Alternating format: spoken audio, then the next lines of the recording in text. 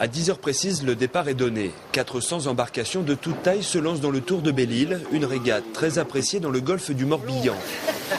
Sur le 60 pieds d'Akena Véranda, l'ambiance est détendue. Pour l'occasion, Arnaud Boissière invite à bord du monocoque refait à neuf, partenaires et amis pour une immersion au cœur de la compétition avec le team Akena. Pour des gens qui connaissent un petit peu le milieu de la mer, là, c'est un rêve d'enfant. Hein. On est sur un petit nuage. On a eu du mal à s'endormir hier soir, on en parlait. Il y a de la découverte, des gens qui ne connaissent pas non plus forcément le monde de la mer. On a des Savoyards là à bord. Et on est sur un petit nuage. Enfin, moi je le suis du moins. Côté spectacle, le régal est complet, mais côté régate, pour Arnaud et ses hommes d'équipage, les premiers 1000 se font à vitesse réduite.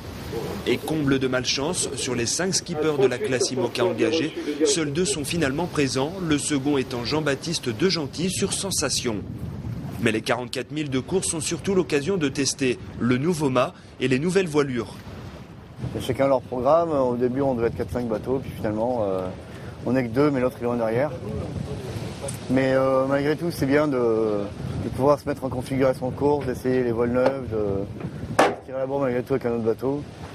Ça permet aussi d'amener le partenaire Julbo aujourd'hui. Donc du coup c'est fait pour ça aussi ce genre d'événement, quoi. Et pour nous c'est un intérêt technique, c'est sûr, quoi. Le Tour de Belle-Île est une épreuve particulièrement technique où les manœuvres sont fréquentes, tout comme les changements de voile. Mais le choix de cap est également primordial. On a combien du caillou ? Bah tiens, tu vas avoir un exemple très précis. Là, on est à 0,31 000 du caillou.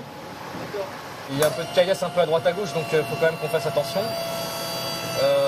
Faut quand même...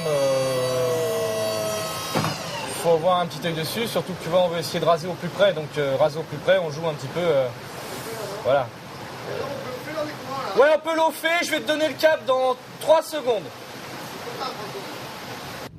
Après 6h30 de course, le monocoque franchit la ligne d'arrivée.